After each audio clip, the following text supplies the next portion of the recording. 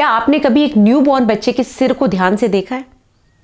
जो माएँ डिलीवरी करके just labour room से बाहर आती हैं, चाहे वो सिजेरियन हो चाहे नॉर्मल डिलीवरी हो, वो तो इतनी थकी हुई होती है, उनके पास इतना टाइम नहीं होता। वो तो बस इतना सुनकर कि हाँ मेरा बच्चा सही है, रोने की आवाज़ सुनाई दे गई, लड़का है लड़की है, बस दैट्स इट। उसके बाद वो सो जाती हैं। 2-3 दिन तो उनको होश ही नहीं रहता।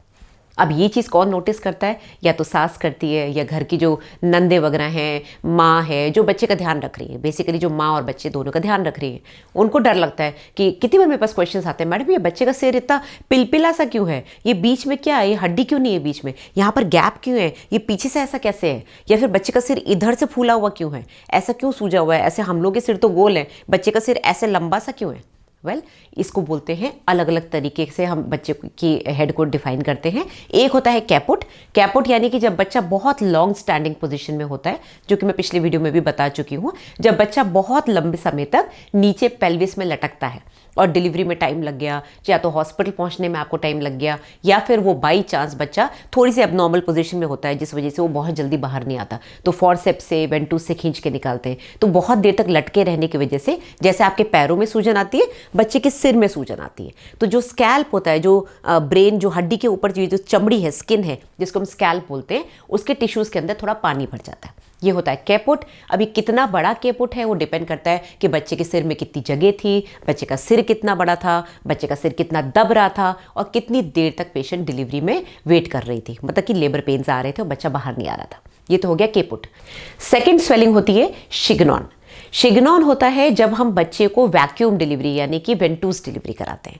फॉरसेप्स में ये नहीं बनता। वेंटूस क्या करता है, जैसे आप अपने हाथ पे कोई वैक्यूम पंप लगाए और इसके बाद खींचे, तो वो बेसिकली हाथ की चमड़ी को खींचेगा।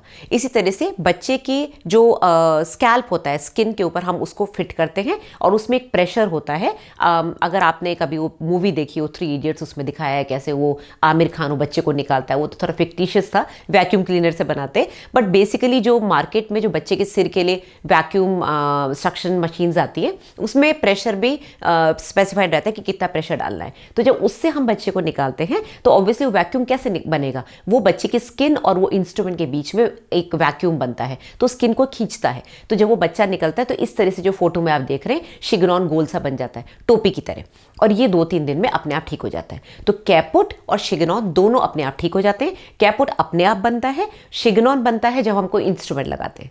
तीसरी जो स्वेलिंग होती है वो होती है सिफेल हेमाटोमा, यानी कि ब्लड जमा हो गया।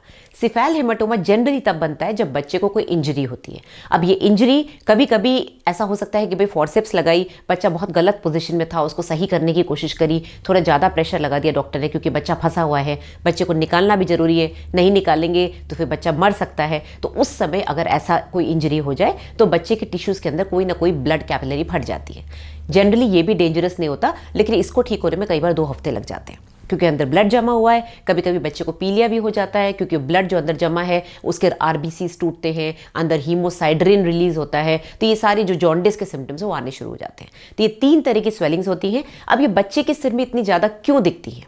क्योंकि पहली बात तो बच्चे का सिर जो है सॉफ्ट होता है, बच्चे की जो टिश्यूज़ है वो सॉफ्ट होते हैं, वो आपकी तरह हार्ड टिश्यू नहीं है, एकदम सॉफ्ट पिलपिला सा हेड होता है। ये जो हमारी बोन्स होती हैं, आगे जो होती है फ्रंटल बोन होती है, साइड में पैराइटल्स बोन्स होती हैं, कान के ऊपर टेम्पोरल बोन होती है, पीछे एक ऑक्सीपिटल बोन होती है। तो हमारा जो पूरा स्कल है उसके अंदर 5-6 बोन्स होती हैं।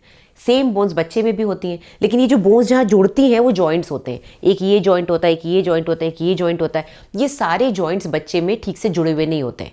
क्यों? क्योंकि कुदरत ने ऐसा उसको बनाया है कि जब वो नीचे से निकलता है विजाइना से, तो हड्डी के अंदर से उसको पिचक के निकलना होता है। आपने कभी किसी चूहे को देखा है? इतना बड़ा चूहा इतने छोटे से होल में से निकल जाता है। कभी ध्यान से देखना, मैंने देखा एक आध बार हॉस्पिटल में, मैं जितनी बार उस छेद को बंद करती थी उतनी बार वो चूहा अंदर घुसता था। तो मैंने एक बार बैठ के देखा, चूहा पूरा अपने आप को यूँ फ्लैट कर लेता है, अपनी बॉडी को यूँ फ्लैट करके इतना बड़ा चूहा इतना पतला सा बन के वो छोटे से छेद के अंदर से निकल जाता है। सिमिलरली हमारा जो ये बच्चा होता है उसको भी कुदरत ने ये क्वालिटी दी है कि नैरो से नैरो पेल्विस, छोटी सी छोटी हड्डी के अंदर से वो कैसे निकले। तो इतना बड़ा हेड जो होता है वो ऐसे ऐसे ऐसे करके हड्डियाँ एक के ऊपर एक चढ़ जाती हैं, क्योंकि उसके पास गैप होता है, वो जॉइंट्स जुड़े हुए नहीं है। तो वो ऐसे चढ़ गई और वो बच्चे ने अपने सिर का डायमीटर छोटा कर लिया और वो नीचे से निकल गई। इसको बोलते हैं मोल्डिंग।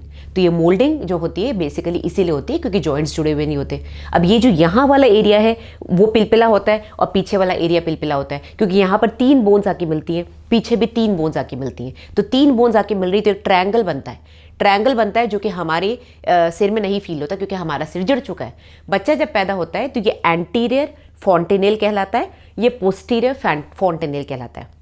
अगर हम मेडिकल लैंग्वेज में बात करें तो इसको बोलते हैं सिंसिपुट, इसको बोलते हैं ऑक्सीपुट। तो इसको हम फील करते हैं, हम गायनेकोलॉजिस्ट जब बच्चा पैदा हो रहा होता है तो हम नीचे से उंगली डाल के फील करते हैं कि बच्चा सीधा आ रहा है, बच्चे का सिर सीधा है यानी कि ऐसे करके आ रहा है या फिर वो उल्टा आ रहा है, मून गेजिंग यानी कि बच्चे का ये वाला हिस्सा पीछे है। उससे भी फर्क पड़ता है डिलीवरी में। कई बार जब बच्चा उल्टा सिर करके आता है, ऊपर देख रहा होता है, उसको मून गेजिंग बोलते हैं। उस समय वो बच्चे की डिलीवरी मुश्किल होती है, कई बार वो फंस जाता है क्योंकि उसका बहुत बड़ा हिस्सा डायमीटर का नीचे आ चुका होता है। तो बेसिकली ये जो कुदरत ने जो बच्चे को चेंजेस दिए हैं ना कि भाई जॉइंट्स ना जुड़े उसका ये वाला एरिया पिलपिला रहे, जब वो जैसे जैसे ग्रो करेगा उसका ब्रेन बढ़ेगा तो उसके स्कल का भी साइज बढ़ेगा। तो जब ब्रेन बढ़ेगा उसको स्पेस चाहिए। अगर छोटे से स्कल में सब कुछ जुड़ा हुआ होगा तो इतना सही सिर रह जाएगा, सिर कैसे बड़ा होगा। तो ये सारी चीज़ें कुदरत ने दी हैं और इन स्वेलिंग से आप बिल्कुल भी ना डरें। कोशिश ना करें कि मैं इस बच्चे को गोल करूं मसाज कर करके, तकिया लगा लगा के। वो हॉर्स शू शेप के जो तकिए आए हैं आजकल या सी शेप के तकिए आए हैं वो बहुत डेंजरस होते हैं।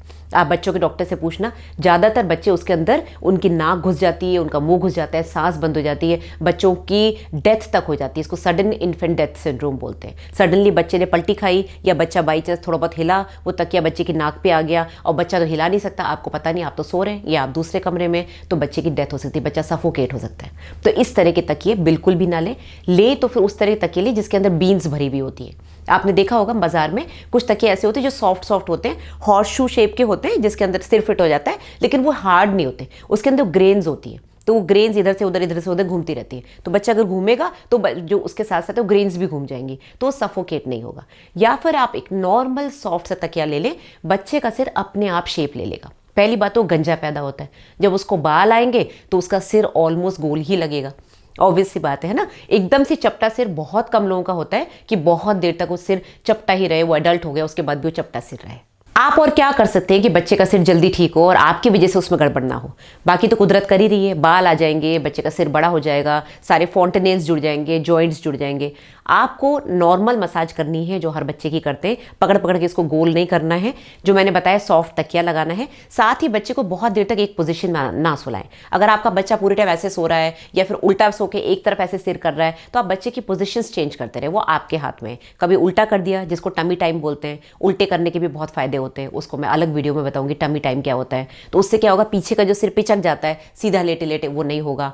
बच्चे को दूध पिलाते समय अगर माँ ऐसे दूध पिला रही है तो बच्चे का ये वाला हिस्सा जो नीचे है वो दब रहा है, तो फिर आप चेंज करके बच्चे को ऐसे लिटाएं तो फिर दोनों तरफ से साथ में प्रेशर आएगा। क्योंकि अगर आप ऐसे लिटाएंगे तो ये वाला हिस्सा दबेगा, ये चिपटा हो सकता है, इधर पिलाएंगे तो ये वाला चिपटा हो सकता है। साथ ही आपकी ब्रेस्ट के लिए भी सही नहीं है अगर आप एक ही तरफ से पिला रहे हैं। तो ये कुछ चीज़ें हैं जो आप नॉर्मली अपने तरीके से कर सकते हैं। थोड़ा उल्टा लिटाएं, पोजिशंस चेंज करते रहें, सुलाते समय पोजिशंस चेंज करते रहें, थोड़ा मसाज करें।